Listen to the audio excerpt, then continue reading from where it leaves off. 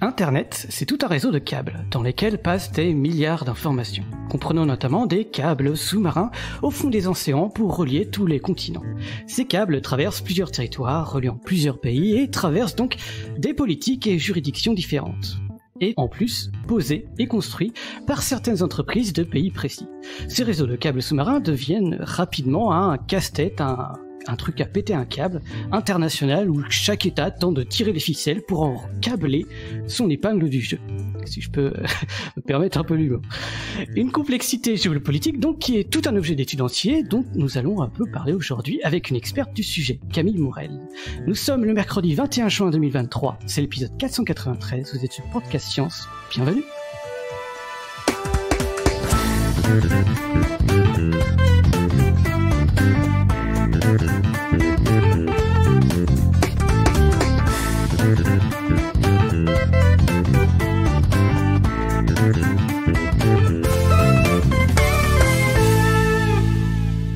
Alors, autour de notre petite table virtuelle en cet épisode, nous avons donc tout d'abord notre invitée experte du jour, Camille Morel, qui va aujourd'hui nous relier, nous câbler, avec son expertise sur le sujet. Bonsoir Camille.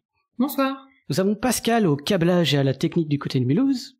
Salut tout le monde. Et moi-même, Kiléora, qui câblera la parole sous forme d'interview avec Camille. Donc Camille Morel, merci de prendre avec nous un temps pour parler de ton sujet de prédilection.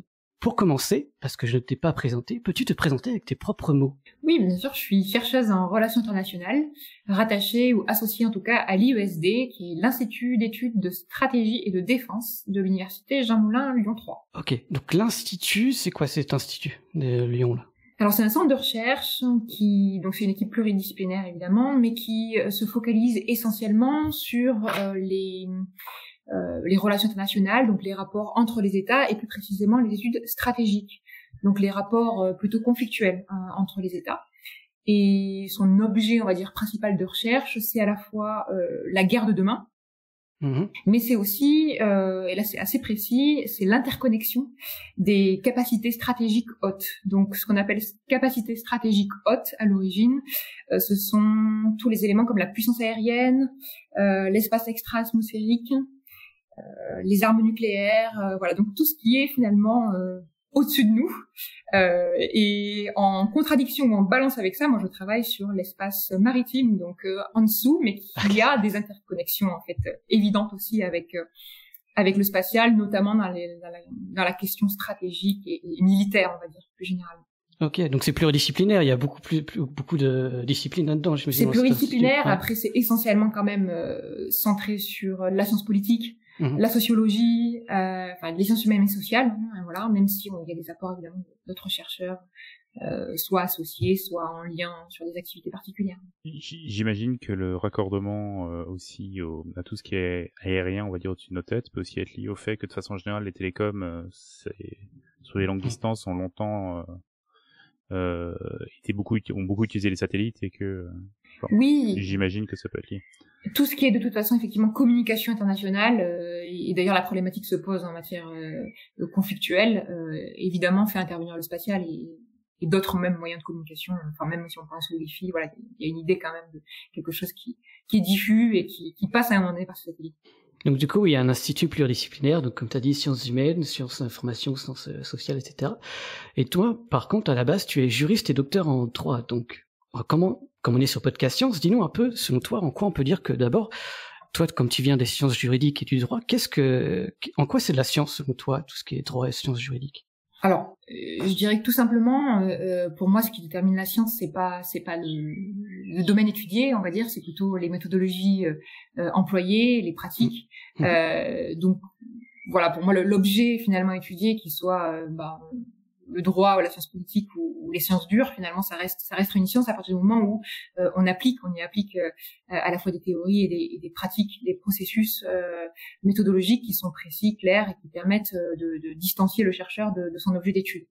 Alors évidemment, c'est plus difficile sur certains aspects, les sciences humaines et sociales évidemment, et le droit c'est aussi compliqué puisque on va étudier finalement la plupart du temps des normes qui émanent d'hommes et de femmes politiques en général, ou en tout cas d'un législateur, Et donc il y a cette idée que c'est compliqué d'étudier un système normatif sans comprendre qui est à l'origine, dans quel but il a été construit et comment il fonctionne. Mais en fait, on va se concentrer et analyser effectivement comment telle et telle problématique elle est prise en compte par le droit, pourquoi le droit oublie certaines problématiques, comment est-ce que une thématique est envisagée à travers différentes normes. On va aussi étudier typiquement des systèmes juridiques, le système judiciaire par exemple, qui met en œuvre en fait pratiquement ce droit qui est théorique à l'origine. Et puis il y a toute une partie aussi histoire du droit notamment, et donc là on va s'attacher le plus justement, le plus scientifiquement possible à démontrer comment est-ce que les processus sont mis en œuvre et comment ils sont appliqués aujourd'hui.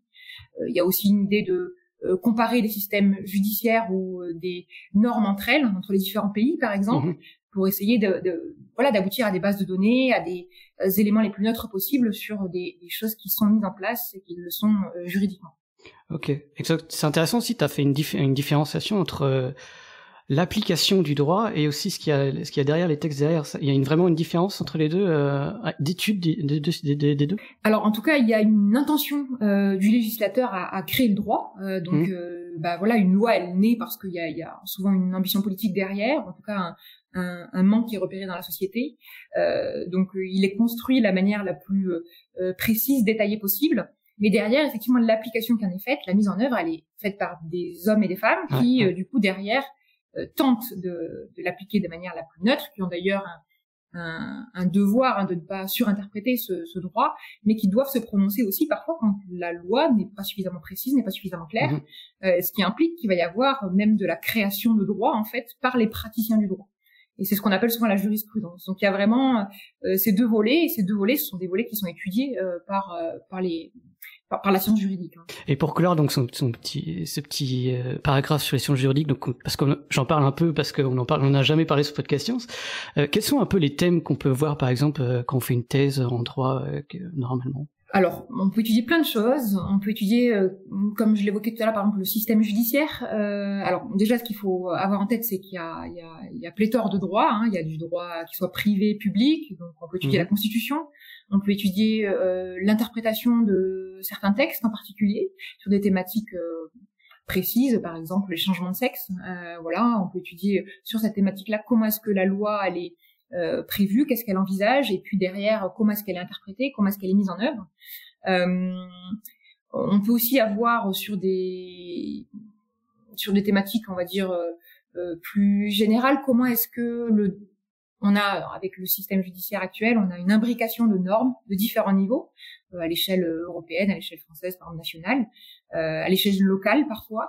Comment est-ce que ces différentes couches de droit, elles sont conciliables ou non? Est-ce qu'il y a des difficultés, des problématiques en lien avec ces superpositions de droit? Donc on peut aller de la question de l'adoption à la question de la jurisprudence historique en matière de changement de nom. On peut étudier du droit pénal, on peut... c'est vraiment très varié. Okay, donc c'est large. Ok. Et donc toi, t'as fait une thèse, pas sur le droit ou les jurisprudences, etc., mais sur les câbles sous-marins, donc. Et c'est un thème sur lequel donc tu es devenu spécialiste. Tu as notamment écrit tout un livre dessus qui est sorti là il y a quelques mois, début 2023, édité par CNRS Éditions, qui s'appelle tout bêtement Les câbles sous-marins. Donc pour nos éditrices et auditeurs qui veulent aller plus loin que ce court épisode de podcast, on partagera les références en note d'émission. Aujourd'hui, donc ça va faire combien de temps? Plus de 5 ans que tu t'intéresses aux câbles sous-marins? Et pourquoi ce thème d'ailleurs? Parce que comme tu sors des thèses en droit, pourquoi ce thème des câbles sous-marins? Et faire toute une thèse. Alors le sujet, il est venu parce que j'ai lu un livre historique d'un auteur qui s'appelle Kennedy, qui un historien donc, et qui travaillait sur comment l'Empire britannique avait utilisé les chemins de fer et les réseaux de chemins de fer et les réseaux télégraphiques, notamment sous-marins mais aussi terrestres, afin d'expansion de son empire de son empire colonial. Et la problématique, donc, elle est traitée d'un point de vue historique, et j'ai trouvé ça très intéressant parce que je me suis dit finalement, les chemins de fer, on les a toujours, alors on les utilise plus de la même manière, et les câbles sous-marins, en fait, ils existent toujours. Alors, la technologie, elle a changé, le dimensionnement, l'importance de ces câbles pour notre économie, notre société, elle a changé, mais qu'est-ce qui diffère dans cette relation entre une infrastructure et le politique? Et bon, en fait, il y a plein de choses. Il y a des questions juridiques qui se posent parce que ces infrastructures, elles traversent plusieurs espaces, et notamment donc des espaces qui sont sous différents régimes juridiques. Mais il y a aussi des enjeux stratégiques évidents et des enjeux, j'allais dire géographiques même, sur qui est relié, comment. Et donc tout ça, je me suis dit, il y a un intérêt. Il n'y a pas de travaux aujourd'hui sur ce sujet.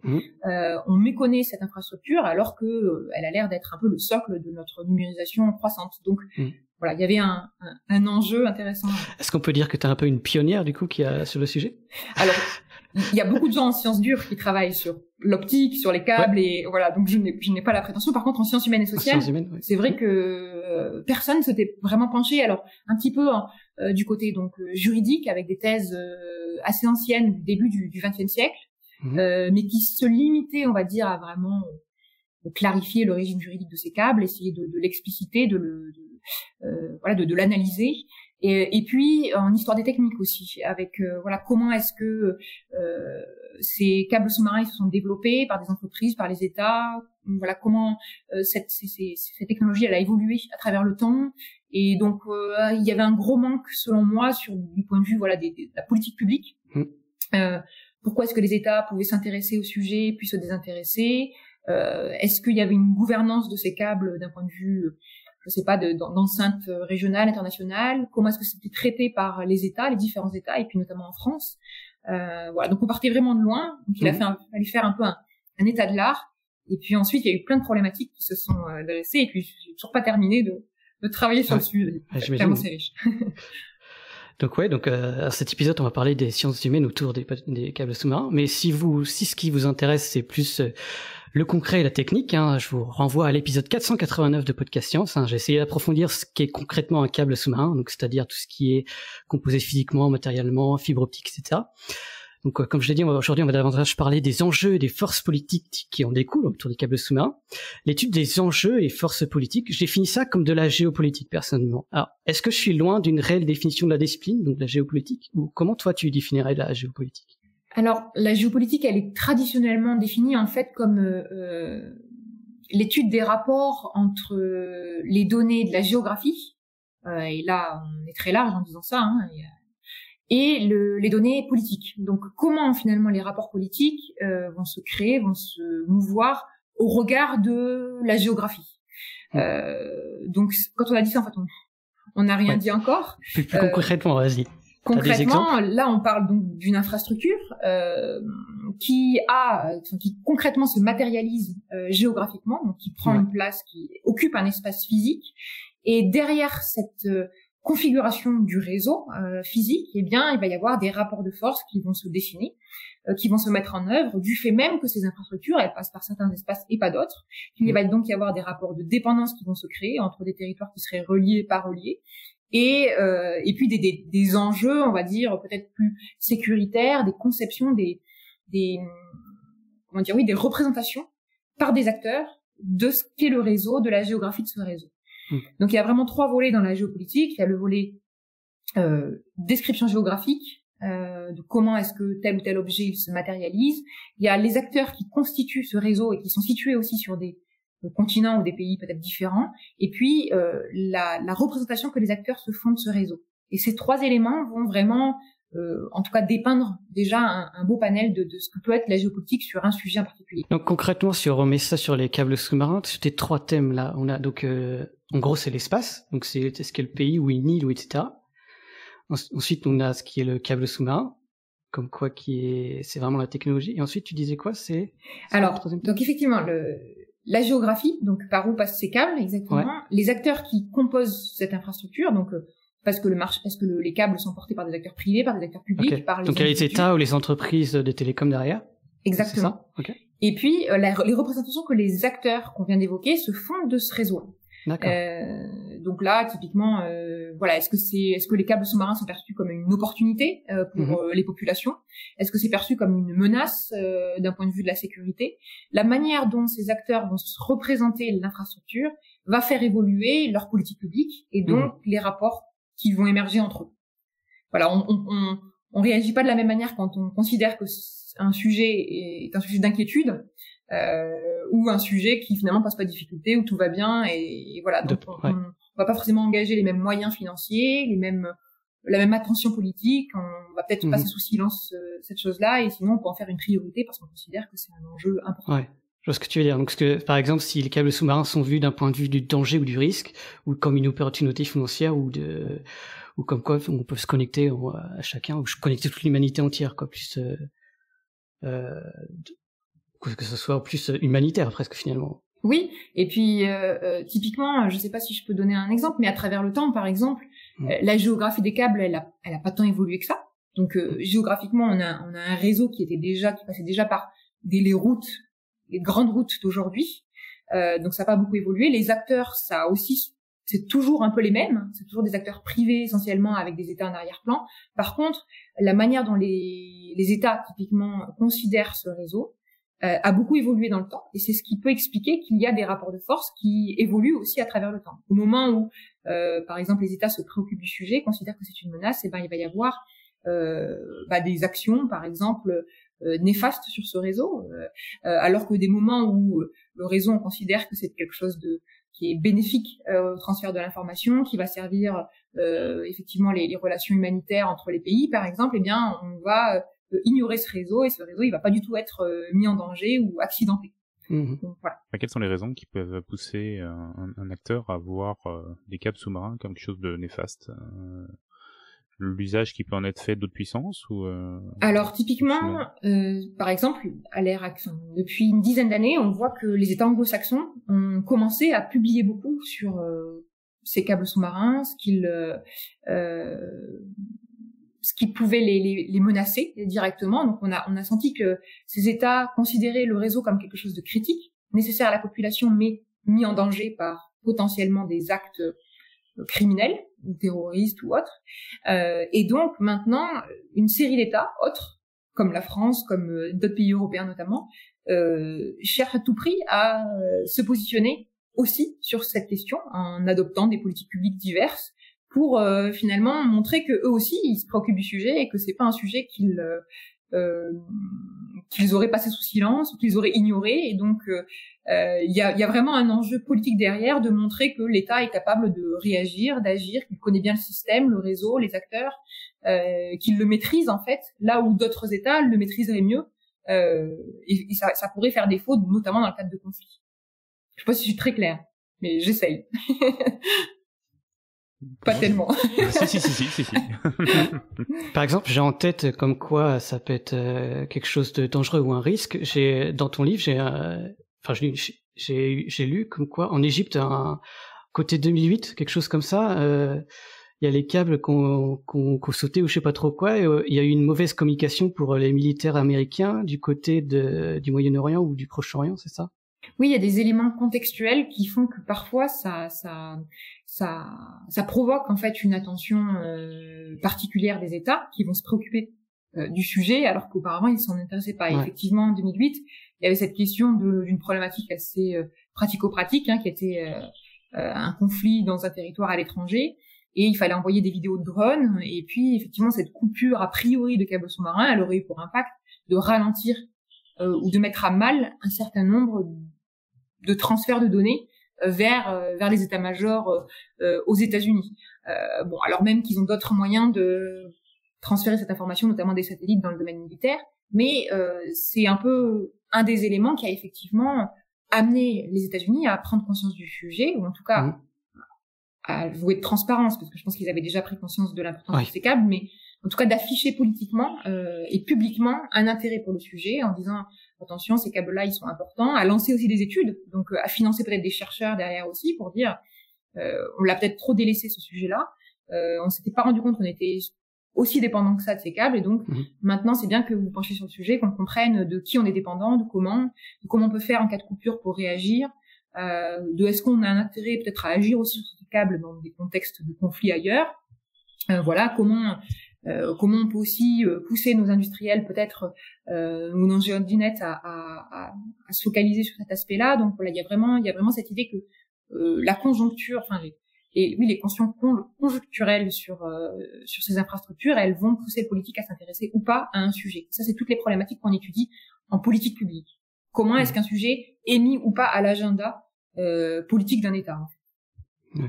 Donc, pour appuyer encore sur le sujet des sciences politiques, donc ce que tu étudies, donc c'est vraiment le politique et pas la politique. En fait, ça, je fais un rapport avec l'épisode 435 de Podcast Science avec Anaïs Garestier de Pseudo Maudit, où on a évoqué un peu les sciences politiques, où on a différencié le politique qui est descriptif, dès qu'il y a des humains en interaction, c'est ça l'étude vraiment des sciences politiques, de la politique qui est le pouvoir exercé, donc avec tous les acteurs derrière et qui font joujou avec les câbles sous-marins. et donc la géopolitique, on est d'accord, fait partie des sciences politiques. Ça, on est d'accord. Tout à fait. Et c'est un croisement en fait avec de la géographie, avec de la science politique, avec peut-être du droit, avec peut-être des études stratégiques en l'occurrence, mais effectivement, c'est essentiellement une branche de la science politique. Ouais. Et des relations internationales. Et justement, toi, tu es chercheuse en relations internationales, mais du coup, qu'est-ce que ça veut dire? Donc, toi, tu fais de la recherche, enfin, tu es chercheuse, donc tu fais de la recherche, tu publies dans les journaux scientifiques ou pas du tout? Je suis côté de la plaque. Qu'est-ce que tu fais? Chercheuse en relations internationales, ça c'est vague quand même comme terme. Alors oui, mais c'est effectivement ça. Relations internationales, c'est mon objet, mon domaine de recherche. Plus particulièrement, comme on pourrait être chercheur en biologie, chercheuse en relations internationales. Donc, je m'intéresse, mon objet d'étude principale, c'est vraiment les relations entre les États. En tout cas, entre des acteurs présents sur la scène internationale. Et donc, cette scène internationale, ce qui est compliqué, c'est qu'il faut se la représenter. On n'est pas sur des choses aussi concrètes que des éléments matériels. On réfléchit sur la manière dont ces États, donc qui ont différentes formes.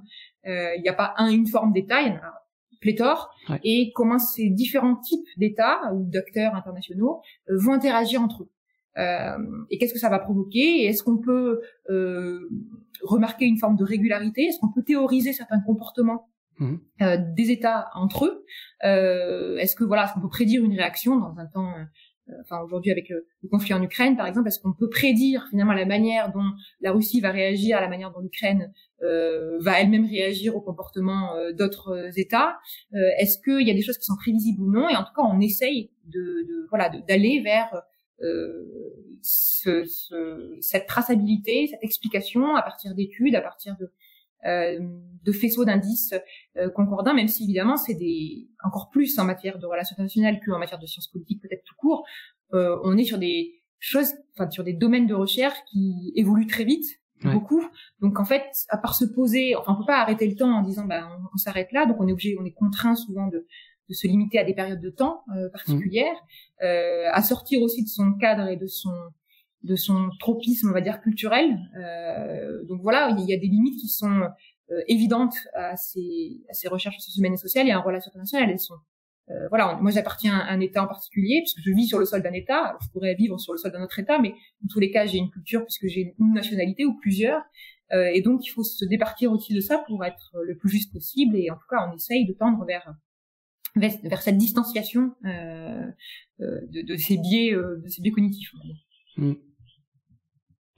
Et du coup, l'autre question, c'est est-ce que tu publies du coup dans des journaux scientifiques ou pas du tout? Oui, pardon, j'ai répondu absolument à la moitié de la question. Il n'y a pas de problème, je suis là pour te rebondir les questions, il n'y a pas de problème.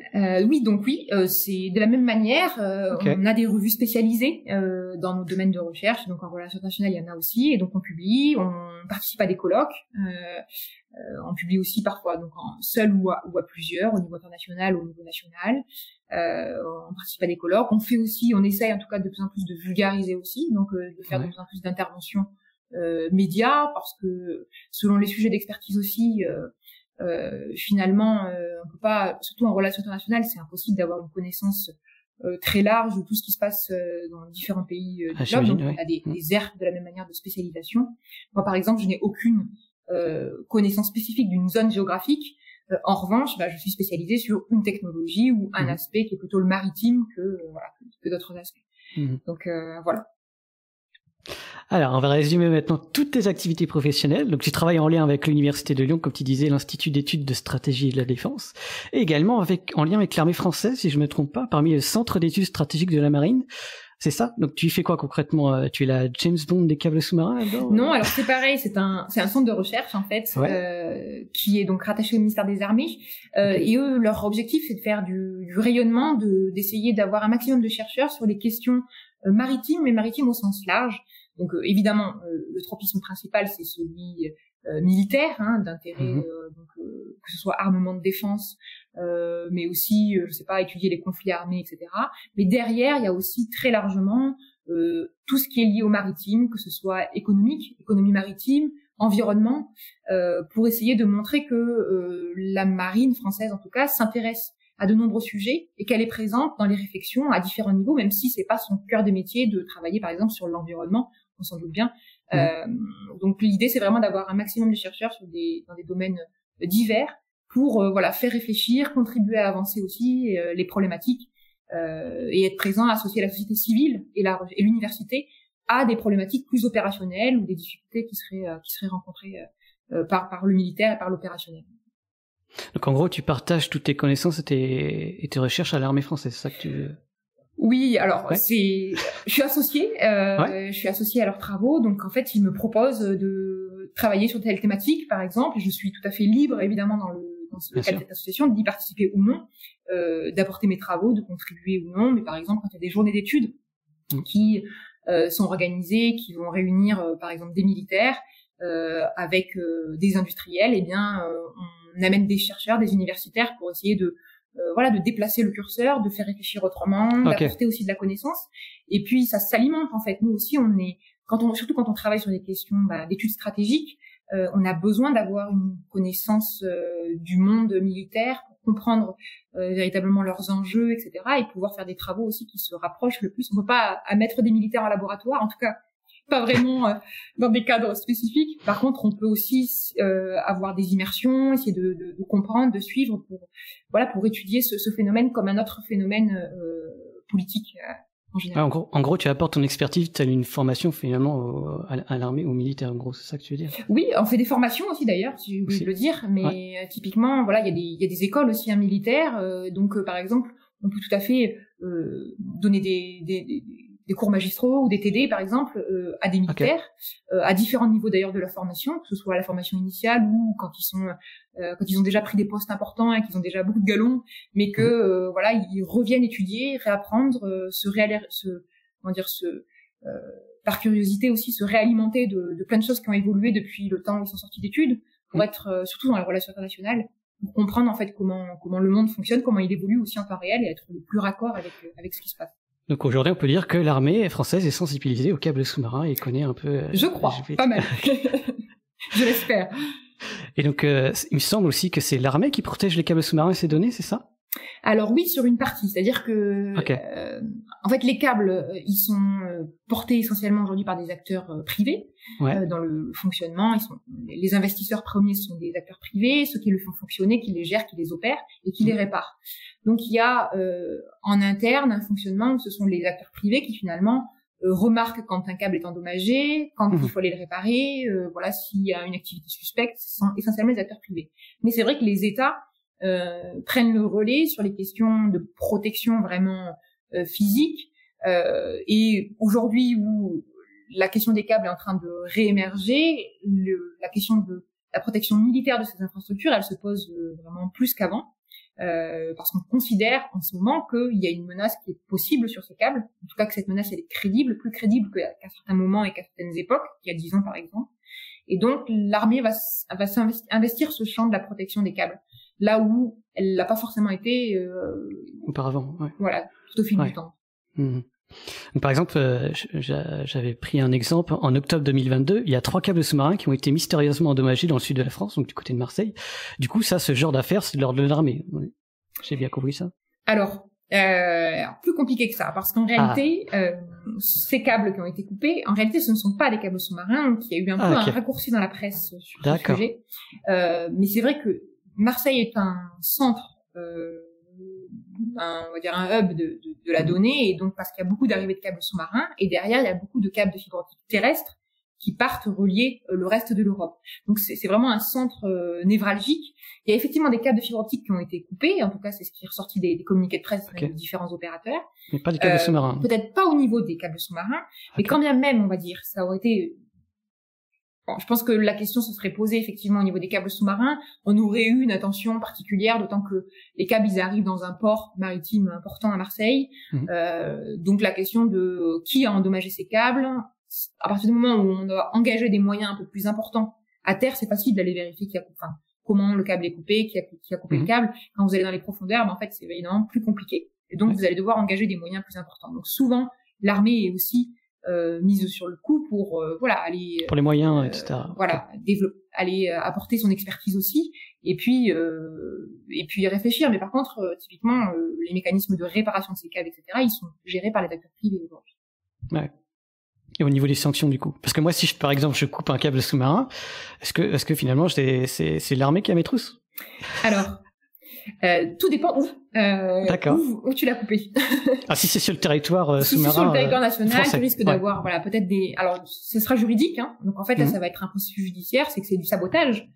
Et comme le sabotage de toute infrastructure sur le sol terrestre, en fait, c'est soumis à sanction pénale. Donc, avant toute chose, ça va être une enquête, un petit rendez-vous en garde à vue certainement pour une enquête de gendarmerie de police, et puis derrière un jugement potentiel. Maintenant, c'est vrai que selon la nature de l'action réalisée sur le câble, sur la volonté de malveillance aussi qu'il y a derrière. Et puis, plus on va s'éloigner des côtes, plus on va aller vers des zones qui sont sensibles ou qui répondent pas à un régime juridique particulier, plus peut-être effectivement la question de la sécurité du volet stratégique, elle va se poser en disant attendez, mais si vous avez eu les moyens d'aller dans le fond des mers, c'est que vous avez quand même des technologies qui coûtent cher, qui sont capables d'aller couper des câbles, que vous savez où sont ces câbles. Donc ça commence à être, à faire un faisceau d'indices assez concordant pour se dire qu'il y a quand même une volonté vraiment de nuire, particulière. Et donc peut-être là l'armée sera évidemment engagée, mais aujourd'hui la question de la protection des câbles, elle se pose au même titre, au titre de la protection du territoire national en fait. Okay. Parce que on considère que le bon fonctionnement de l'économie et de la société est lié à des questions de sécurité nationale. Donc évidemment, de la même manière que survoler avec un drone une centrale nucléaire, c'est quelque chose de louche.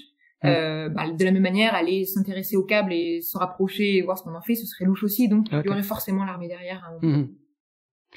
Et donc du coup, on parle de sabotage et tout. Est-ce que dans l'histoire récemment, on a eu des coupures volontaires de câbles pour isoler un pays? Est-ce que tu aurais des exemples à nous donner?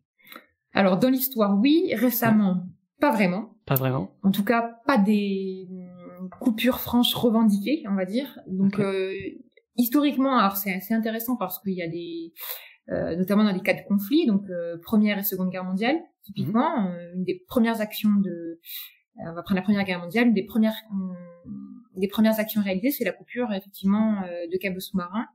Et c'est pas quelque chose dont on a vraiment connaissance, mais ça a permis à l'époque d'isoler, assez brutalement en fait les pays de leurs échanges vers l'international.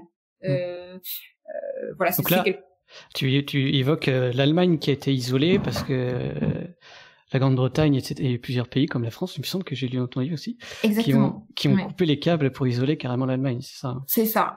C'était une stratégie, dans un cadre conflictuel, de limiter l'interaction de l'Allemagne avec de potentiels alliés à l'échelle internationale.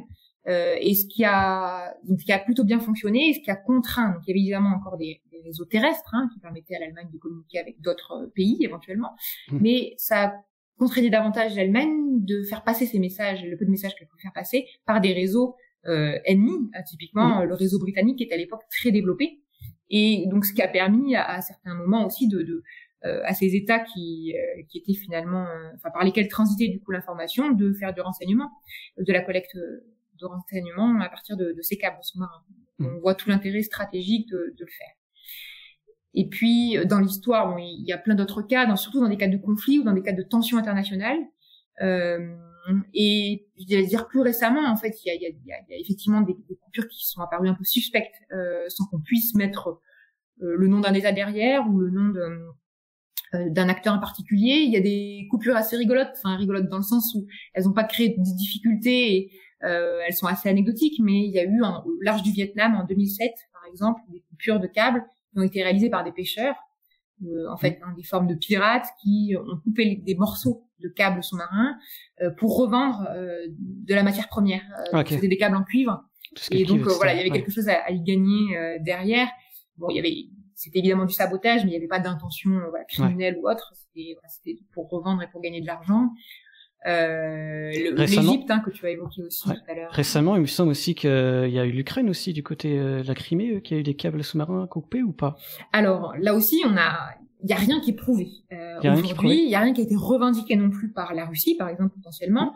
On sait de toute façon que typiquement la Russie, même dans le cadre du conflit en Ukraine, a visé à certains moments des infrastructures de communication, des serveurs notamment, donc au niveau terrestre. Elle a mis à mal certains satellites, etc. Donc c'est tout à fait quelque chose qui est dans l'ordre, on va dire, de leur stratégie et qui pourrait entrer dans leur stratégie. Maintenant, on n'a jamais eu de preuve que la Russie avait coupé tel câble. Par contre, quand je parlais de faisceau d'indices concordants, on a depuis quelques années une démonstration de la Russie, enfin une démonstration par la Russie de sa capacité à se renseigner sur les câbles, à aller, ils emmènent des navires océanographiques notamment, donc des navires qui sont spécialisés dans la recherche, dans la cartographie, dans les grands fonds, voilà, des fonds marins, à proximité des câbles. Donc on les voit se balader. En tout cas, c'est pareil, c'est des États plutôt anglo-saxons des États membres de l'OTAN aussi notamment qui communiquent là-dessus, qui communiquent exactement sur ce sujet. Et on voit bien qu'il y a qu'il y a des suspicions en se disant, en fait, pourquoi ils sont là autour des câbles? Alors, on les voit pas agir, on les voit pas couper des câbles ou faire du renseignement, on sait pas trop ce qu'ils font. En tout cas, ils montrent qu'ils sont capables d'agir sur ces câbles. Et puis voilà, il y a des faisceaux, il y a des choses qui sont en parallélisme des formes, mais aujourd'hui, en tout cas, ils ont rien revendiqué. Toute la question des câbles sous-marins d'un point de vue stratégique, c'est de dire, est-ce que finalement, aujourd'hui, à l'époque moderne, on peut avoir vraiment des coupures de câbles sous-marins par des États? Ça paraît assez fou parce que symboliquement c'est un acte qui est relativement agressif, de venir endommager volontairement ce type d'infrastructure. Maintenant, il y a deux choses. Il y a le droit international aujourd'hui permet la coupure de câbles sous-marins dans certaines zones, dans les zones qui sont hors de toute souveraineté des États, donc la haute mer essentiellement, dans des cadres belligérants. Donc voilà, c'est un cadre très spécifique, mais c'est possible. Et puis la question, on va dire plus largement de est-ce que finalement on pourrait pas, plutôt que de revendiquer directement un État revendique la coupure d'un câble, est-ce qu'il pourrait pas demander à des acteurs privés, des acteurs non étatiques, d'agir pour eux? Et là, c'est très difficile de prouver les choses. La question s'était posée pour les gazoducs Nord Stream. Je ne sais pas si vous aviez suivi ça, mais on a vu qu'il y avait cette coupure, qu'il y avait cet endommagement des gazoducs. Par ailleurs, on n'a pas réussi. Il y a des enquêtes qui sont menées, etc., pour essayer d'attribuer, mais la question aujourd'hui, c'est ça, on a accès de plus en plus aux fonds marins. Comment maintenant est-ce qu'on peut savoir qui agit sur quoi à quel moment? C'est là toute la difficulté. Mais pour qu'un État, si un État coupe un câble, a priori, il risque d'être impacté lui aussi de son côté, vu la structure d'internet et des communications distribuées un peu partout, etc., etc. En tout cas, c'est ce qu'on pourrait se dire, c'est qu'effectivement, l'interconnexion globale des données fait que on est tous reliés par des câbles, sans savoir vraiment à l'instant T quelles données passent où, même si on peut évidemment discriminer un certain nombre de flux, même si on peut réussir à spécifier les choses, mais globalement, on est tous interconnectés. Ce qui est intéressant avec la Russie, par exemple, c'est que la Russie est un État qui dépend peu des câbles sous-marins. En tout cas, il y a peu de câbles sous-marins qui relient physiquement le territoire de la Russie au reste du monde. Il y a des câbles terrestres, il y a des satellites, etc. Mais physiquement, il y a peu de câbles sous-marins. En revanche, on peut supposer qu'évidemment, l'usage d'Internet par la population russe à un moment donné, ou par les entreprises ou autres, fait qu'il y a une nécessité de toute façon de passer par des câbles sous-marins. Et donc, en effet, c'était un des arguments, on va dire, qui allait à l'encontre de ce risque, qui faisait diminuer le risque, c'est de dire, finalement, pour que l'État russe ou un autre État coupe des câbles sous-marins, il faudrait que ce soit des câbles vraiment très bien identifiés et qu'il sache qu'il ne soit pas lui-même dépendant. Bon, la question, elle n'est pas tranchée. Il n'y a pas d'études, à ma connaissance, en tout cas aujourd'hui, qui précisent vraiment ça. Aujourd'hui, on va de plus en plus vers une cartographie des flux numériques et voilà, on essaye petit à petit de voir de qui et de quelle infrastructure on est dépendant, mais aujourd'hui, j'ai pas une réponse, moi en tout cas, claire à ça. D'accord. Donc, une Russie peut connecter, et la France, donc, est connectée au moins 20 câbles, c'est ça? À peu près. Est-ce que c'est beaucoup ou pas, par rapport à d'autres pays? Alors, par rapport à d'autres pays, oui, c'est beaucoup. Ouais. Je mettrais juste un petit laïus sur le fait que on parle bien de la France métropolitaine.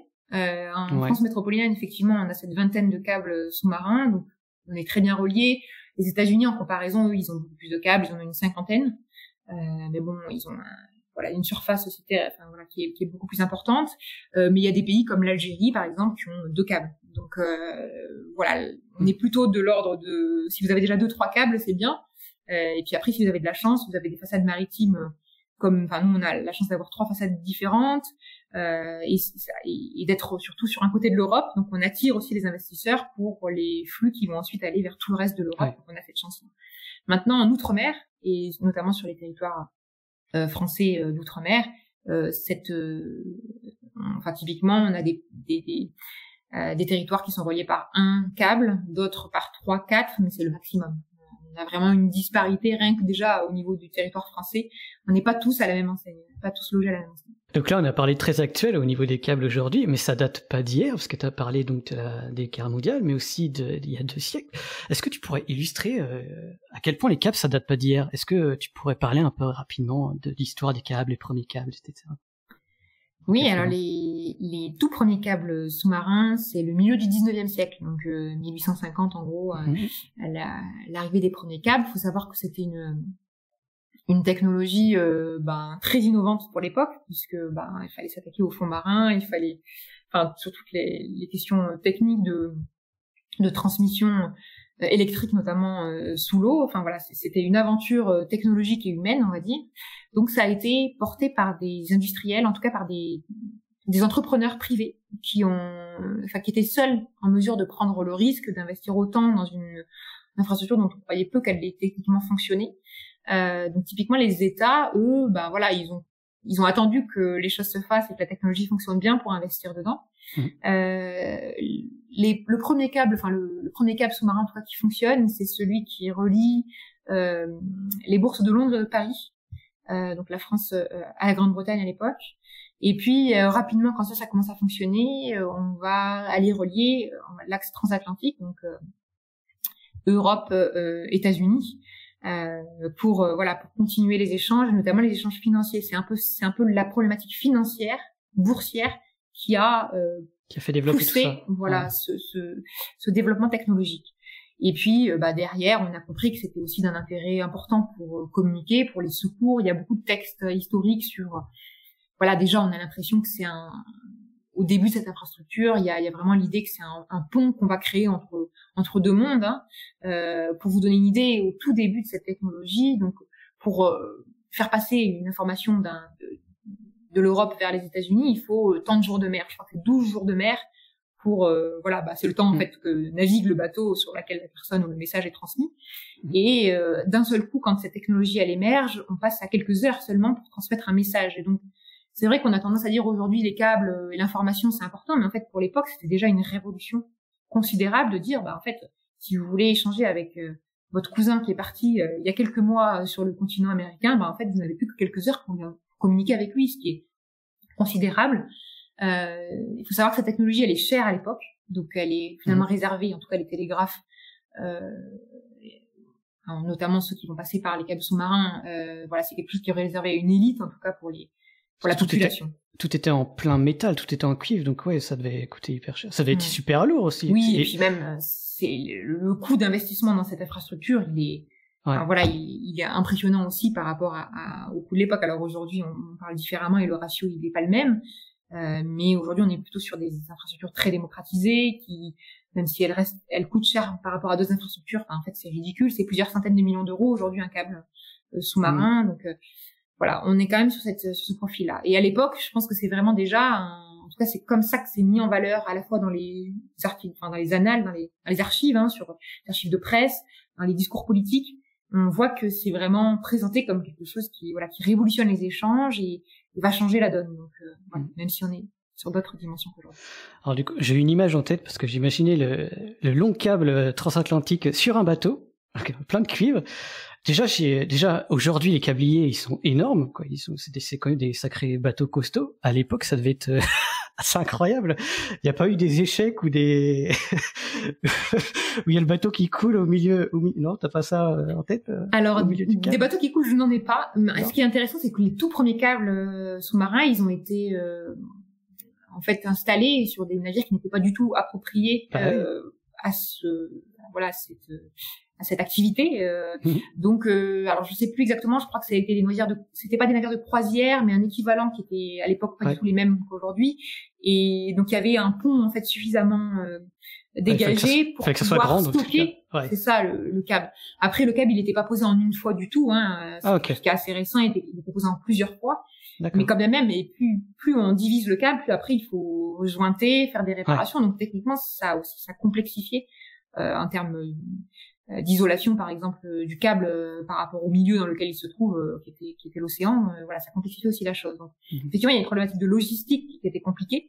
Évidemment, ces navires, ils allaient absolument pas rapidement. Il fallait les dérouler, il fallait faire en sorte que le câble il soit dans les fonds, donc qu'il n'y ait pas de tension trop forte pour pas qu'il se brise. Donc il y a eu plusieurs échecs évidemment, d'un point de vue technologique, mais d'un point de vue de la pose et autres. Et puis petit à petit, on voit, et ce qui est intéressant, c'est que finalement, l'essence du câble sous-marin, la manière dont il est conçu, les différentes couches d'isolants, et finalement ça n'a pas beaucoup changé. Ce qui a changé, c'est la technologie à l'intérieur. Mais derrière, c'est quelque chose d'assez rustique. Aujourd'hui, c'est rigolo quand on bon, il y a évidemment des navires maintenant, donc les navires câbliers qui sont spécialisés dans la pose et la réparation des câbles, ont des grosses cuves dans lesquelles sont enroulés les kilomètres et les kilomètres de câbles. Mais ce qui est intéressant, c'est toujours, c'est pas quelque chose qui a été robotisé, c'est toujours aujourd'hui des marins qui viennent enrouler les câbles. Donc il faut plusieurs jours pour enrouler, mettre le stock de câbles dans la cuve. Et c'est pas fait par une machine. C'est vraiment fait, par des humains qui se relaient 24/24 jusqu'à ce que et c'est assez surprenant, en fait, d'être sur quelque chose d'aussi rustique, entre guillemets, pour quelque chose qui est aussi techniquement, développé, ou en tout cas qui sert à notre économie développée aujourd'hui. Et donc fin 19e, début 20e, donc si on pense que c'était des câbles assez isolés, quand même il y avait plusieurs centaines de milliers de kilomètres de poser déjà câbles sous-marins. Donc si je reprends les chiffres dans tout livre, on avait à peu près 250 000 kilomètres de câbles télégraphiques mondiaux de l'époque. Et on avait l'Empire britannique qui en possédait 100 000 à peu près. Donc on avait l'Empire britannique qui était quand même un peu en monopole là-dessus, qui reliait, donc comme tu l'écris dans ton livre, tout son ancien empire en fait britannique. Donc tout ce qui est Australie, Égypte, etc. Est-ce qu'aujourd'hui c'est toujours ces anciens pays, ces pays de l'ancien empire britannique qui sont les mieux connectés, ou pas du tout, ou ça a changé? Alors non, c'est vrai qu'aujourd'hui on a certains pays qui ressortent encore. Typiquement, on a évoqué tout à l'heure, déjà le Royaume-Uni dans son ensemble est plutôt très bien doté. Mais la problématique, l'Australie, je trouve l'Australie est un pays qui est très bien doté aussi. Mais ce qui est marrant, c'est qu'on se rend compte que finalement la problématique de l'insularité, donc des États qui sont isolés du reste des continents ou des pays, se sont préoccupés d'être bien reliés par câble sous-marin. Parce que sinon, en fait, ils sont en difficulté, alors qu'un pays continental comme la France, en fait, c'est pas une première problématique, parce que derrière, il y a d'autres moyens de faire transmettre l'information et de communiquer avec les pays limitrophes. Donc, il y a quand même encore certaines similarités, et puis les routes, de toute façon, suivies par ces câbles sous-marins, elles restent quand même relativement similaires, elles n'ont pas beaucoup évolué. Par contre, on a augmenté le nombre de câbles énormément, et on a des routes qui se sont diversifiées. Donc, même si les routes principales, ça reste les mêmes, en gros, aujourd'hui, on a 3 grands axes de la donnée. On a la route Europe-Asie qui passe par la mer Méditerranée, la mer Rouge et l'océan Indien. On a l'axe transatlantique, donc Europe-Amérique du Nord, et puis l'axe transpacifique. L'axe transpacifique, typiquement, il n'existait pas tellement à l'époque télégraphique, parce qu'il y avait quelques câbles qui sont construits, notamment pour relier les États-Unis à Hawaï et à l'Australie, mais ça a été très lent et c'est pas du tout significatif. Alors qu'aujourd'hui, l'axe transpacifique, Asie, États-Unis, en fait, il est très développé. Donc on a vraiment ces 3 grands axes. Donc hormis cet axe supplémentaire, on reste sur les mêmes schémas généraux, on va dire. Mais on a de plus en plus de routes alternatives qui se dessinent. Comme il y a plus de câbles, l'intérêt aujourd'hui, c'est pas de relier les pays qui sont déjà reliés, mais plutôt de relier les pays qui le sont encore moins. Là où il y a des pays en développement, où la numérisation elle est croissante, et donc il y a des marchés, des parts de marché à conquérir, parce que c'est toujours des acteurs privés qui sont derrière ça.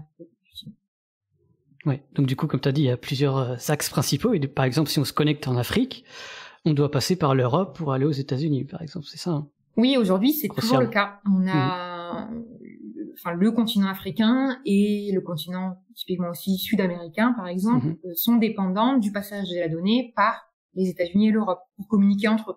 Alors, il y a quelques câbles qui relient, par exemple, l'Afrique à l'Amérique du Sud. Il y en a un ou deux, mais finalement, la capacité de ces câbles-là, elle est absolument pas significative. Et donc, la majorité du trafic, ça va passer par l'Europe. Enfin, si je suis un citoyen africain et que je vais relier un citoyen sud-américain, je vais passer par le territoire européen, par les États-Unis, et puis avant de redescendre. Donc, il y a vraiment une forme de dépendance. Et donc des rapports aussi qu'on pourrait parfois, peut-être pas de néocolonialisme, mais en tout cas il y a des rapports de force qui se retranscrivent, et puis des fractures nord-sud aussi qui sont assez encore marquées, même si les choses changent évidemment. Et du coup, on dit à chaque fois l'Europe globalement, mais est-ce que parmi les États de l'Europe, il y a une sorte de compétition pour avoir le terminal du câble, par exemple? Est-ce qu'il y a des compétitions politiques ou des enjeux de force, etc.? Alors c'est quelque chose qui est assez récent en fait, on le remarque depuis peu parce que alors il y a plusieurs éléments qui peuvent l'expliquer, mais notamment depuis les années 2010, il y a de nouveaux acteurs économiques un peu sur ce marché qui sont les géants du net américains, Google, Facebook, Amazon, qui investissent dans les câbles. Et l'arrivée de ces acteurs-là a un peu bouleversé le marché, les priorisations, les objectifs en termes de prix et autres, et les routes qui sont suivies par ces câbles. Et l'idée aujourd'hui, c'est que comme les États craignent des coupures de câbles, ils peuvent pas protéger dans l'intégralité les câbles. Donc leur stratégie, c'est souvent de multiplier les liaisons, de faire de la redondance en fait sur le réseau. Et donc ils ont tout intérêt à avoir non pas 1, 2 câbles, mais 10 qui les relient à d'autres pays. Et c'est en ça que en train de se créer une forme de concurrence entre les États européens. C'est qu'ils veulent à tout prix attirer ces géants du net qui jouent énormément sur cette concurrence, qui font baisser les prix et qui essayent, au lieu de relier effectivement leur data center par un câble, ils en construisent 3 ou 4 sur la même liaison. Donc l'idée c'est de dire en fait si la première liaison États-Unis Europe elle est arrivée au Royaume-Uni, on veut que le deuxième câble il arrive en France, et puis que l'autre il arrive au Portugal, et que tout ça crée un système de résilience commune. Donc les États, effectivement, ils sont un peu une guerre pour à qui attirera le plus ces géants du net, parce qu'en plus derrière il y a des intérêts économiques évidemment, économiques et stratégiques aussi à être le réceptacle en fait de toute cette donnée à un moment donné. Que cette donnée elle transite par un territoire, c'est un atout. En tout cas, on peut l'imaginer même en termes de renseignement et autres. Donc il y a vraiment un enjeu fort économique et sécuritaire, on va dire. Ouais. En gros, c'est ce qu'on appelle la souveraineté numérique, c'est ça, non? C'est Oui et non, c'est que ce qui est intéressant, c'est souvent quelque chose qui revient quand on parle de numérique et donc de câbles, mais la souveraineté numérique en termes de câbles sous-marins, à mon sens, elle a pas vraiment de sens, parce que c'est des infrastructures qui ont vocation à relier l'international. Donc 2 États, voire 3 États, voire 30 États entre eux. Et donc il y a une question de maîtriser ses propres données, et donc pour l'État, c'est important, je pense, de maîtriser quelle destination est reliée. Enfin, mon territoire est relié par un câble vers quelle destination? Est-ce que ça, j'en ai la maîtrise? Est-ce que je peux choisir les acteurs qui posent ces câbles? Et là, on est sur effectivement des questions de souveraineté. J'ai pas envie que mes données elles soient transitées par tel ou tel acteur privé ou tel et tel État. Par exemple, on peut prendre un exemple d'un câble qui voulait relier la Chine aux États-Unis qui a été annulé, par exemple. En effet, c'est un exemple. Les États-Unis, ils ont une politique très restrictive et ils se refusent à ce que leur territoire soit directement relié à un territoire chinois, en tout cas sous influence potentiellement chinoise. Donc, ils ont effectivement refusé l'arrivée d'un câble, qui était pourtant un projet commercial dans lequel il y avait des gens du net, d'ailleurs associés à ce réseau, donc c'est assez surprenant. Et ils ont refusé parce qu'il y avait la destination qui ne leur convenait pas et parce qu'il y avait un acteur chinois. Et en matière de numérique, ils se refusent à soumettre leur technologie à d'autres acteurs étrangers et notamment, sans viser personne, la Chine. Donc il y a vraiment cette idée, voilà, il y a une volonté de contrôle sur les données. Maintenant, il y a un paradoxe assez fort qui est que de toute façon, la donnée qui doit circuler, elle va circuler. Si on empêche un câble de relier directement les États-Unis à la Chine, la donnée, elle va rejoindre la Chine par plein d'autres types de voies qui vont passer peut-être par d'autres territoires voulus ou non voulus. Et donc ça, c'est quelque chose qui est un peu contradictoire. Donc il y a une question d'affichage politique importante sur, on refuse et on veut pas que ces câbles soient posés par tel ou tel type d'acteur. Mais derrière, on sait que de toute façon, on peut pas se déconnecter de l'international. En tout cas, pas un pays comme les États-Unis. Donc c'est intéressant ce que tu dis. C'est-à-dire que parler de souveraineté numérique par rapport aux câbles sous-marins, c'est selon toi complètement un peu à côté de la plaque parce que finalement c'est relié plusieurs pays entre eux, donc ils sont dans tous les cas liés avec les données. C'est ça, en fait, il y a une interaction, il y a une forme d'interaction et donc c'est difficile, on peut pas maîtriser. Le lien qui pourrait être fait directement, c'est plutôt le stockage des données. Oui, si on produit un stockage, si on consent à un stockage plus local des données, les câbles, la donnée, elle passera plus par des câbles sous-marins. Elle va passer par des câbles terrestres, peut-être au sein de l'Europe. Enfin, ça dépend du niveau auquel on localise les données, mais il y aura plus de besoin de ces échanges internationaux. Mais à partir du moment où on consent à utiliser d'ailleurs des fournisseurs de contenu étrangers, en fait, c'est ça aussi un peu le cœur du problème. Et de toute façon, on va vers l'international et ces données, elles vont circuler. Que ce soit par le territoire d'un État allié ou concurrent ou non apprécié, c'est une chose, mais dans tous les cas, ces données, elles vont circuler et on va mal les maîtriser, en tout cas. Ouais.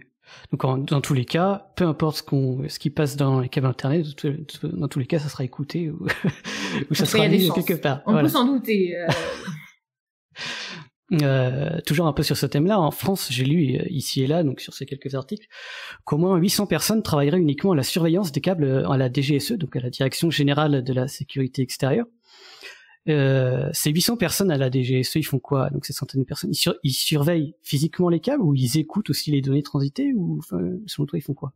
Alors malheureusement, je vais te décevoir, mais sur ce type de sujet, c'est très sensible, donc il y a relativement peu d'informations qui sont données. Donc effectivement, il y a quand même des sources qui montrent que les services de renseignement français, ont procédé à des écoutes, ou en tout cas se sont mis en ordre de marche pour surveiller. En tout cas, c'est assez flou les termes qui sont évoqués, mais s'intéresser aux câbles de la même manière que d'autres services de renseignement le font à travers le monde et dont on a eu des preuves d'ailleurs assez avérées, notamment pour les États-Unis et le Royaume-Uni.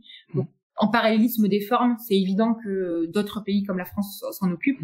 Maintenant, qu'est-ce qui se fait exactement? Je pense qu'il y a beaucoup de mythes autour de ce sujet aussi. Pareil, sur les câbles sous-marins, on a souvent entendu que potentiellement on pouvait aller capter de l'information en mer. Ce qui est sûr, c'est qu'a priori, tout ce qui se fait aujourd'hui, ça se fait plutôt à terre.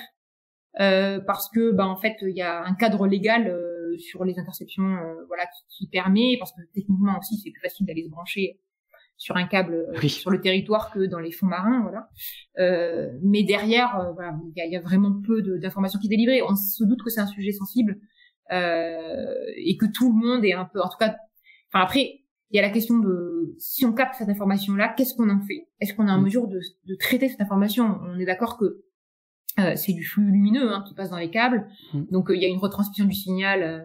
Tu as très bien expliqué tout ça d'ailleurs dans le podcast précédent, mais il y a cette idée qu'on n'est pas sur de l'information directement entendable ou écoutable, donc il faut en faire quelque chose. On est sur de la métadonnée et derrière, on est sur du big data. Donc en fait, qui a la capacité de traiter cette information et de quelle manière on peut le faire? Ça reste un inconnu, en fait, on va dire. Je pense que tous les États ne sont pas en mesure derrière de vraiment d'analyser cette information-là, alors qu'elle est massive et que par les câbles passent de multiples natures de flux, des flux économiques, des flux réseaux sociaux, des flux peut-être militaires aussi, même s'ils seront chiffrés. Donc il y a quand même une grosse inconnue. J'ajouterais que même au-delà des flux militaires, il y a énormément de flux aujourd'hui qui sont chiffrés, que sur des câbles en plus, les flux sont quand même découpés en plein de petits morceaux, etc., etc. en termes d'effort, de facilité, d'efficacité, à mon avis, c'est beaucoup plus facile de capter la donnée au niveau des serveurs où les données sont traitées. Donc l'intérêt de regarder au niveau d'un câble me paraît a priori plutôt faible. D'ailleurs, parce que c'est surtout les révélations Snowden qui avaient montré, en 2013 montré effectivement qu'il y avait du renseignement qui était fait à partir de ces infrastructures-là. Elle montrait que c'était fait à partir de stations à terre, donc effectivement à des endroits, je sais pas si c'était au niveau des serveurs, mais en tout cas effectivement sur des équivalents, en tout cas là où les équipements de retransmission du signal se font, et on voyait bien que c'était pas un moyen exclusif, c'était un moyen qui était associé à d'autres, avec de la collecte d'informations au niveau des opérateurs de communication qui délivraient aussi de l'information. Donc c'était un peu un tout qui permettait finalement aux services de renseignement américains et britanniques d'avoir une écoute un peu globale. Et derrière, on sait qu'ils ont des moyens aussi de déployer des systèmes d'analyse qui sont beaucoup plus importants que d'autres États. Je ne sais pas quels sont vraiment les États qui sont en capacité de traiter tout ça. L'écoute aux États-Unis, est-ce que c'est lié avec ce que tu as appelé la Team Telecom? Pas du tout. Alors la Team Telecom, elle a vraiment un rôle. Typiquement, quand on évoquait le câble. Alors c'est quoi la Team Telecom? La Team Telecom, c'est une enceinte en fait interministérielle qui a vocation à étudier l'intégralité des demandes de licence pour les câbles sous-marins. Ok, c'est international ou juste aux États-Unis? Non, c'est juste aux États-Unis. Ouais. Okay. Eux, voilà, donc c'est des représentants de un peu tous les ministères, donc derrière économie, sécurité, militaire, environnement, voilà, ils se réunissent et en fait, à chaque fois qu'il y a un projet de câble qui est censé relier le territoire américain, ils vont autoriser ou pas en fait la pose de ce câble-là sur différents fondements. C'est une sorte de conseil, oui, équivalent. Et donc c'est eux qui ont refusé d'attribuer le permis pour le fameux câble qui devait relier les États-Unis à Hong Kong et à la Chine. Ok. Oui, parce qu'au niveau Pacifique, la majorité des câbles sont liés soit au Japon ou quelques-uns à Taïwan, il me semble. C'est ça? Oui, en fait, les grands échanges économiques, de toute façon, il n'y a pas de surprise. C'est déjà, globalement déjà les grandes mégalopoles, elles sont reliées directement par câble. Et puis effectivement, au niveau Asie, les échanges directs, c'est Taïwan, le Japon. Donc il y a véritablement des comportements ou des stratégies, finalement, on peut vraiment dire ça, de qui on se connecte à qui ou à quoi ou etc. Et c'est vraiment ça ton boulot, du coup, c'est d'étudier ça, comment va évoluer les communications, qui va relier à qui. Alors du coup, c'est même aller au-delà, c'est-à-dire qu'en apparence, finalement, ce sont des acteurs privés. Et les acteurs privés, eux, on peut dire que la logique qu'ils suivent pour la pose de ces câbles, pour projeter un nouveau câble, c'est une logique purement économique, parce que derrière eux, leur intérêt, c'est de faire de l'argent et de pas en perdre. En tout cas.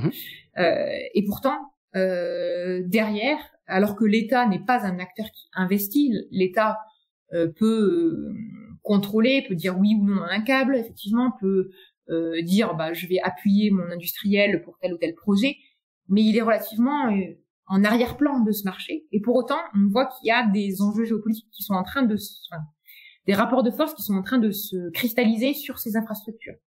De la même manière on a vu ça déjà pour tout ce qui est 5G, on a vu à quel point ce sujet technique est particulier, en fait, il faisait parler de lui et à quel point c'est devenu, tous les États avaient leur propre politique en matière de 5G, qui est-ce qu'on accepte, qui on n'accepte pas. Et de la même manière, les câbles sous-marins, alors même que c'est une infrastructure très spécifique, dont on ne se préoccupait pas, on voit que finalement, ce qui se passe sur la scène internationale agit et a des conséquences sur ce marché. Et inversement, en fait, on voit que ce qui se révèle vrai quand on regarde même les interactions entre les acteurs privés dans le domaine, eh bien, ça peut révéler ou non des comportements qui sont présents plus généralement sur la scène internationale.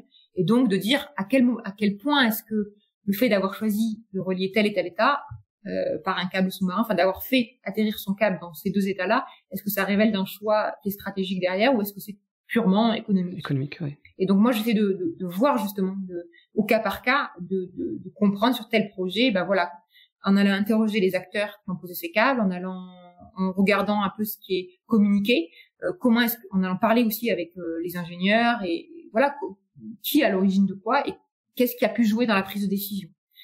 Et bon, c'est pas toujours évident parce que parfois il y a aussi c'est multifactoriel et parfois vous avez un intérêt économique évident à relier deux territoires et puis en fait derrière il y a un gros intérêt politique à ce que ce territoire soit relié ou à éviter qu'il soit relié par d'autres. Et donc, dans le Pacifique, c'est assez démonstratif. C'est qu'on a vraiment cette idée que il y a des territoires qui sont très isolés, qui possèdent peu de câbles, et on veut à tout prix que ce territoire ne soit pas relié par un acteur chinois, par exemple, alors même qu'on s'est jamais préoccupé de ce territoire. Enfin, voilà. Enfin, on voit qu'il y a des concordances avec des politiques plus globales en matière internationale, on va dire.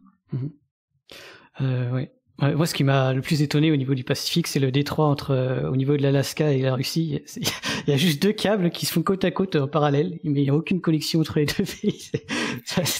Ouais. Alors que à chaque détroit, il y a au moins, dans le monde, il y a au moins un câble. Ici, non, il y a juste 2 câbles parallèles, mais aucune connexion.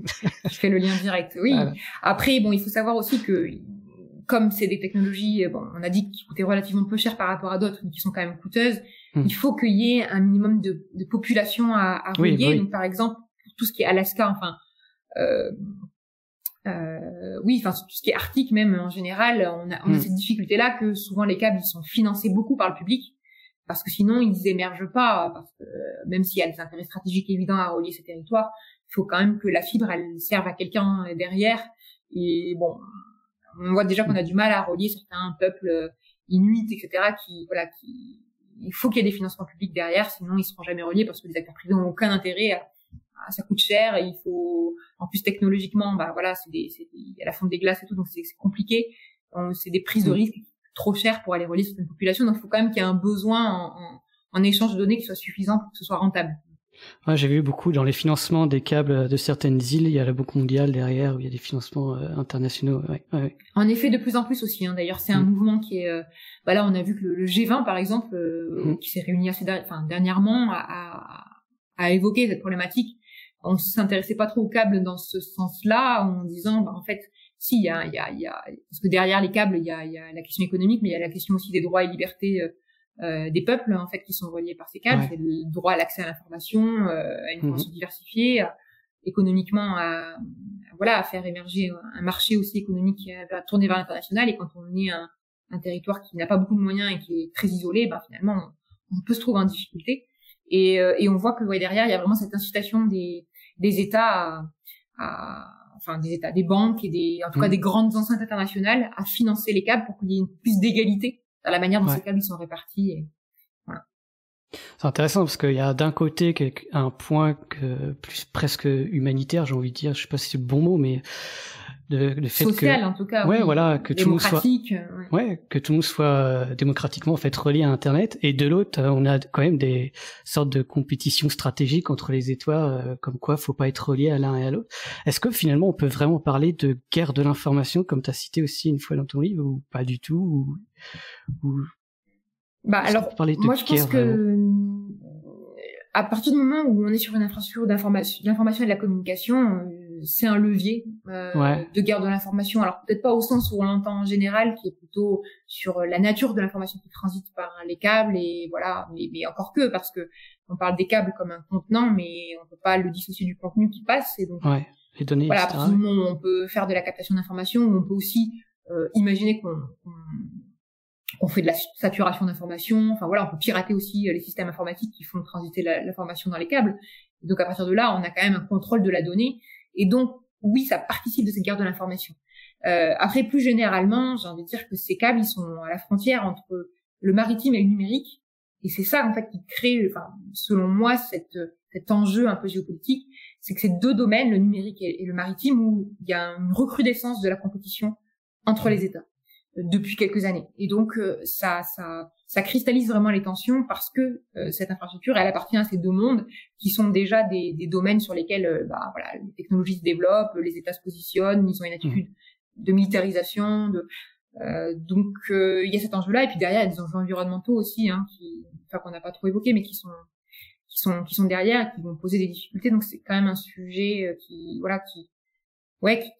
cristallise les tensions, et la guerre de l'information peut passer par ces canaux-là. Ok, ouais. Donc des enjeux maritimes, par exemple, on a la Chine qui veut plus contrôler les mers autour d'elle, il me semble, c'est ça? Oui.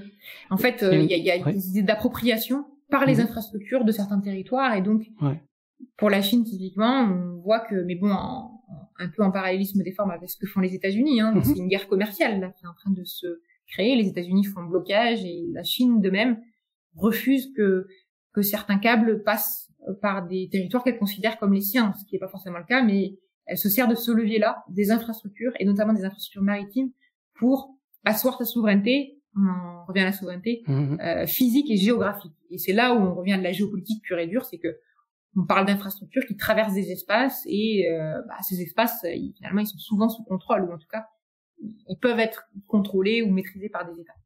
Mmh. Donc en fait, l'idéal serait de se dire que les câbles soient de la propriété de personne, ni d'une compagnie, ni d'un État, mais juste bien commun de l'humanité, c'est ça? La question se pose en effet, de dire, en fait, est-ce qu'on ne devrait pas, à partir du moment où on utilise tous ces câbles, où on maîtrise mal aussi ce flux d'informations, où on devrait tous être égaux dans la manière dont on dispose de l'information et dans la sécurité de nos données, est-ce que finalement, effectivement, il ne faut pas que ce soit quelque chose qui soit en tout cas régi, ou je ne sais pas si la propriété de ces câbles va changer réellement, mais en tout cas, est-ce qu'on peut pas avoir des organismes qui s'occupent de gérer ça et d'avoir une répartition, de veiller à une répartition égale, à une diversité des opérateurs, des contenus, de la même manière que les questions se posent sur Internet et sur comment on contrôle les flux. Est-ce que ces investissements, ils doivent être raisonnés, et si oui, comment, et par quel biais? Mais bon, j'ai pas la réponse. C'est vrai que ça, c'est l'idéal, parce que je parle d'idéal, parce qu'aujourd'hui il n'y a pas d'organisation internationale qui gère un peu tout ça. Enfin, si t'en as parlé, il me semble, au niveau de la pause, ou je sais plus quoi, il y a des organisations internationales qui existent quand même. Alors, il y a des organisations qui existent, qui ont en charge, par exemple, il y a l'Union internationale des télécommunications, donc c'est une agence de l'ONU, en fait, spécialisée dans les télécoms, qui, typiquement, est chargée aujourd'hui de créer des standards techniques, en matière de câbles sous-marins. Donc, ils ont un peu cette spécificité-là, mais il n'y a pas une entité internationale qui serait en charge de gérer, effectivement, de veiller, par exemple, à ce que les câbles ils soient bien répartis entre les différents acteurs. Aujourd'hui, on ne sait pas si demain, les GAFAM ne vont pas posséder 90% des câbles, enfin, en tout cas de la capacité. Il y a une inconnue, et donc, est-ce qu'on doit veiller à ça? Est-ce que c'est important? Est-ce que c'est un vrai sujet ou pas? Et si oui, de quelle manière est-ce qu'on doit veiller à cette transparence? Je suis désolée, je suis un peu dans le noir, mais je peux allumer. Non, mais t'inquiète pas, c'est le son qui est important.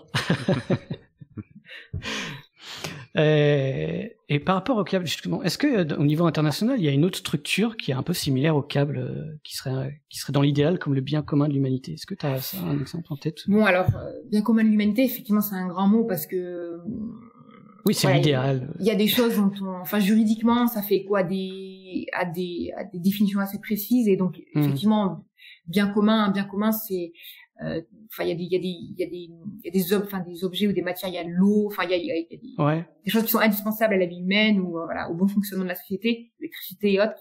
Je suis pas sûre que la donnée aujourd'hui, on pourrait dire que la donnée, elle est devenue indispensable à tout niveau, pas seulement parce que effectivement, si on est coupé des réseaux sociaux et tout, c'est un peu la panique, où on peut pas échanger avec l'international, c'est compliqué, mais derrière, il y a cette idée que on est dépendant aussi de tout un système, et que même des infrastructures finalement peut-être vitales vont avoir nécessité d'être connectées à Internet, et donc à un moment donné peut-être un échange de données vers l'international. Mais oui, l'idée c'est de se dire attention, on parle d'infrastructure, et c'est important qu'on y ait tous accès de la même manière, en dehors des questions économiques et autres. C'est si on a accès, nous, à cette information-là, il faut que les autres aient accès. Après, c'est aussi un argument qui va en faveur du développement de ces câbles, et de plus de câbles, et on va relier des territoires qui ne le sont pas encore. Et bon, je suis pas sûre que ce soit vraiment la bonne logique, mais en tout cas, c'est de dire, il faut au moins, en tout cas, qu'il y ait un organe qui puisse, avoir une vision d'ensemble là-dessus,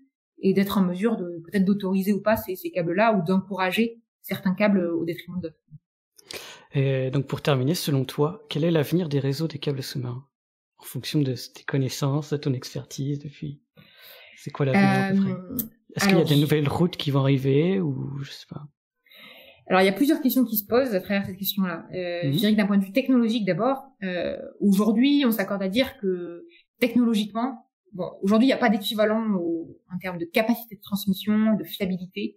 Il n'y a pas d'équivalent au câble sous-marin. Donc aujourd'hui, c'est le filaire, mais sous-marin, reste le meilleur moyen pour faire transiter de l'information de manière aussi peu chère, aussi fiable, et aussi rapidement, et d'aussi grande capacité. Malgré tout ce qu'on dit sur le satellite, sur les constellations et autres, aujourd'hui, c'est des usages qui sont complémentaires. Donc déjà, d'un point de vue, il n'y a pas de rupture aujourd'hui technologique qui permet de concurrencer le câble. On sait qu'on va et notamment depuis qu'il y a les Facebook, Google et autres qui investissent, on sait qu'on va vers des câbles de plus en plus puissants, avec une capacité des câbles qui explose, un nombre de paires de fibres aussi par câble qui est en train d'augmenter. Donc, on repousse un peu les limites, petit à petit, de ce qu'on croyait être la capacité des câbles sous-marins. Donc ça va plutôt en faveur ils ont de beaux jours devant eux, d'un point de vue technologique. Maintenant, dans l'histoire des techniques, pour faire d'autres types de sciences sociales, c'est vrai que les ruptures technologiques en matière de communication, elles sont souvent inattendues et brutales, donc il pourrait très bien y avoir aussi quelque chose qui nous surprenne, même une technologie qui n'existe pas et qui émergerait rapidement. Bon, ça, j'ai pas la réponse, mais aujourd'hui, en tout cas, on peut dire que dans les 5-10 prochaines années, le câble a encore de l'avenir. Maintenant, je crois que, pour parler sur le volet peut-être plus géopolitique, on voit que là, on a une recrudescence d'attention des États, vraiment très forte pour le sujet. À tort ou à raison, là n'est pas la question, mais le fait est que c'est un sujet qui est mis à l'agenda au niveau national. Donc chaque État, en tout cas, essaie de se positionner, mais même des petits États qui n'ont pas vraiment l'habitude de se positionner, essayent de dire c'est un sujet important, voilà comment on le prend en compte d'un point de vue sécuritaire, d'un point de vue économique, etc. Donc c'est vraiment un enjeu de politique publique. Et puis au niveau des enceintes régionales et internationales, ou que ce soit au niveau de l'OTAN par exemple, donc sur des questions sécuritaires, militaires, des questions environnementales à l'ONU, des questions de souveraineté numérique, on en revient avec l'Union européenne qui essaie de réfléchir à est-ce qu'on est dépendant des flux, de qui, comment.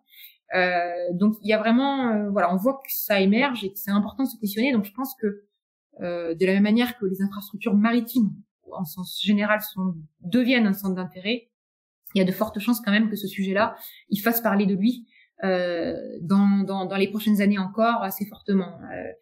Et bon, le cadre du conflit russo-ukrainien, l'a démontré. Je pense que au moindre petit événement, on a tout de suite des préoccupations importantes sur le sujet. Donc c'est quelque chose qui va faire parler de lui. On va chercher à mieux le protéger. Les États vont investir aussi probablement beaucoup d'argent dans la protection de ces infrastructures, alors même que est-ce que c'est vraiment justifié de se préoccuper de cette infrastructure?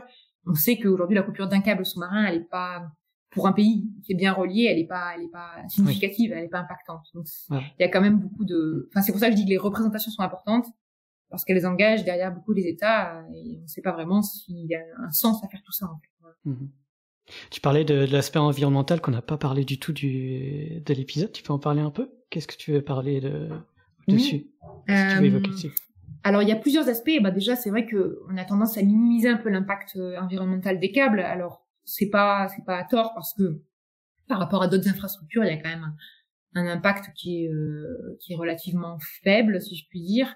En tout cas, par rapport aux câbles d'autres technologies, là, avec la fibre optique, il n'y a pas de rayonnement, il n'y a pas de perturbation massive de l'environnement marin, parce que ces câbles, ils sont posés aussi pour une durée qui est relativement longue, 25 ans en moyenne. C'est la durée de vie technique, en tout cas, d'un câble. Maintenant, il y a plusieurs choses qui entrent en jeu. D'abord, c'est une activité qui mobilise beaucoup les navires, et on sait que le trafic maritime reste un gros émetteur de gaz à effet de serre et autres, donc c'est un gros pollueur. Par ailleurs, il y a des composants plastiques à l'intérieur de ce câble, notamment pour isoler le peu d'électricité qui passe par ces câbles. Il y a évidemment, de toute façon, c'est une infrastructure conçue par la main de l'homme. Et puis plus généralement, finalement, les câbles participent à l'empreinte globale du numérique. Et ça, je crois que c'est quelque chose dont on ne parle pas assez. On dit c'est bien d'avoir des câbles. Alors les câbles, ils sont de plus en plus puissants, donc au moins déjà c'est évidemment on imposera peut-être à terme moins pour une capacité plus forte, mais derrière on a des câbles parce qu'on a nos usages qui sollicitent cette transmission de données, et donc ça c'est quelque chose, je pense, dont on parle relativement peu. Est-ce que c'est pas négligeable finalement par rapport au data center, finalement, les câbles sous-marins? Alors oui, c'est sûr que après j'allais dire, le data center en lui-même, il faut bien qu'il relie aussi. La plupart du temps, les data centers sont reliés entre eux, et c'est ce qui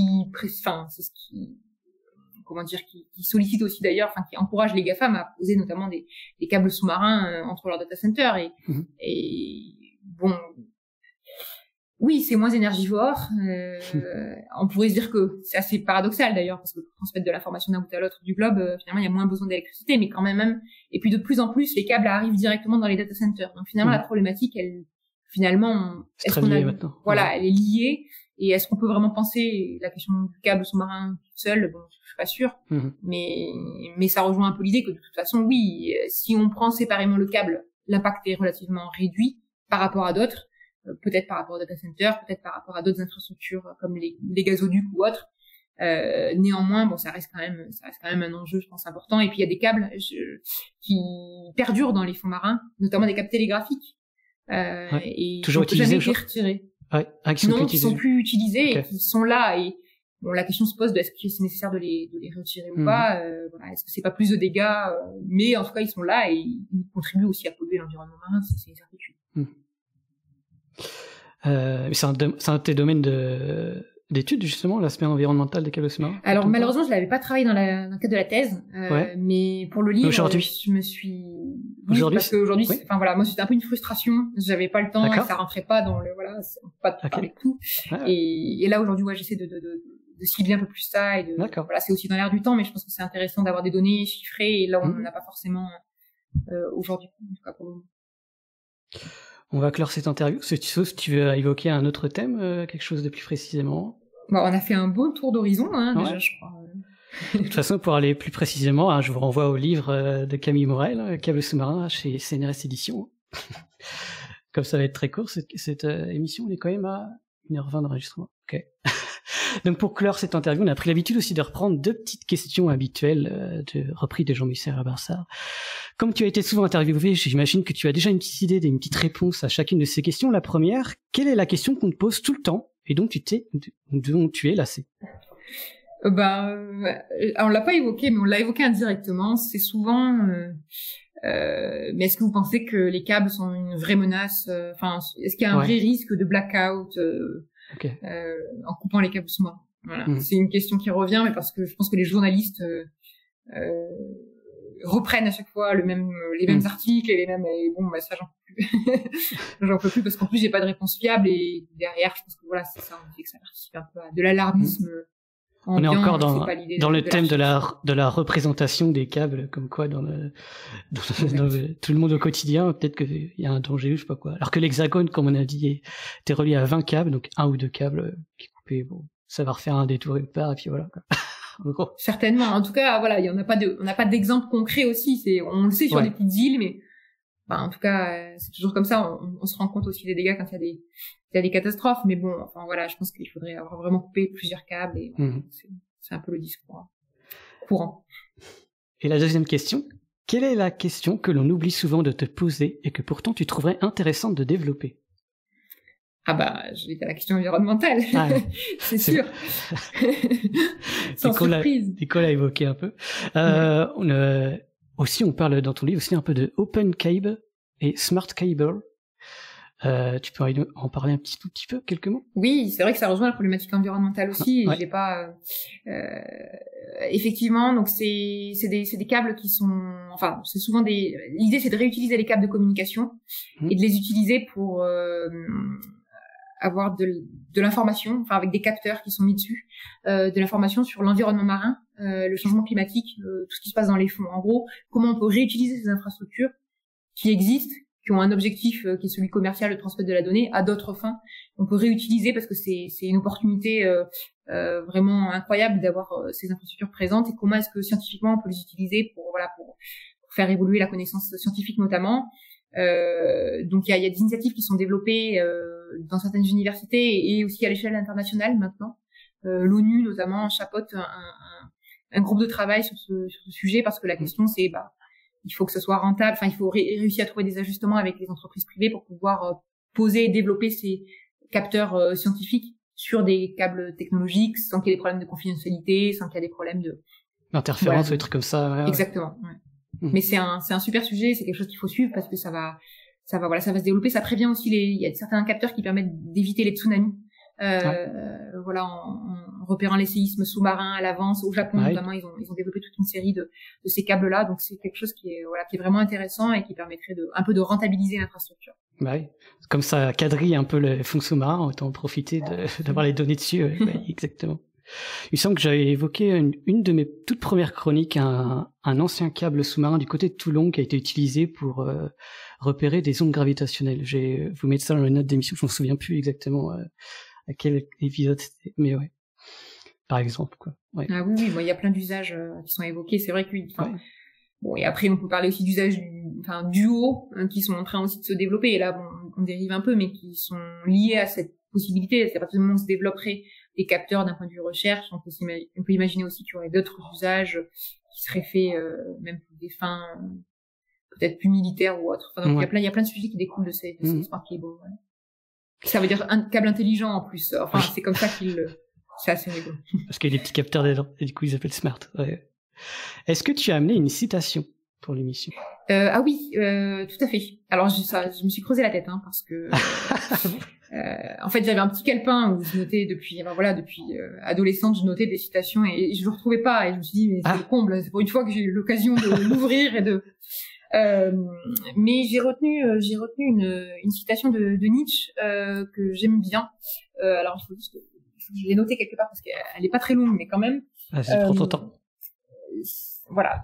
Les convictions ont des ennemis, sont des ennemis de la vérité, plus dangereux que les mensonges. Et je trouvais ça intéressant de le donner maintenant, en lien avec la recherche, en lien avec la connaissance scientifique, et aussi en lien avec l'information, parce qu'on parle beaucoup de mauvaises informations, enfin d'informations qu'il faut aujourd'hui, ça réussir à trier et à faire le tri là-dedans. Et en fait, parfois, je me dis que le problème, il est pas tellement là, parce qu'on va développer des outils et notre connaissance, elle va évoluer pour faire face à ça, mais on sera pas tous égaux sur la manière dont on est en mesure de départir de nos convictions. Et parce qu'on a beau savoir que cette image elle est fausse, il y a des croyances qu'on a et culturelles ou personnelles qui font que on va quand même penser que cette image elle est réelle. Et donc je trouvais ça intéressant de mettre en parallèle avec l'information et ces systèmes numériques, c'est que il n'y a pas que la question du vrai et du faux, donc du mensonge et de la vérité, mais derrière il y a aussi la question de est-ce qu'on est prêt à recevoir une information qui est juste ou pas. Et voilà, donc je trouve ça s'applique dans la vie, mais ça s'applique aussi au numérique. Et je trouvais ça intéressant. Ouais. Très bon choix. Ouais. On finit en fait une petite citation psychologique, du coup, la psychologie, les biais cognitifs, etc. C'est bien.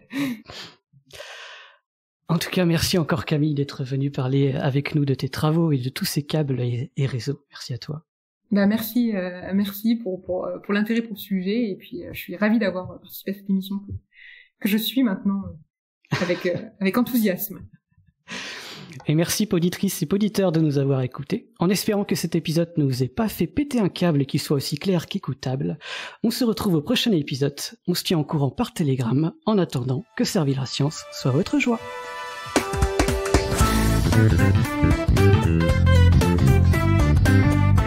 Thank you.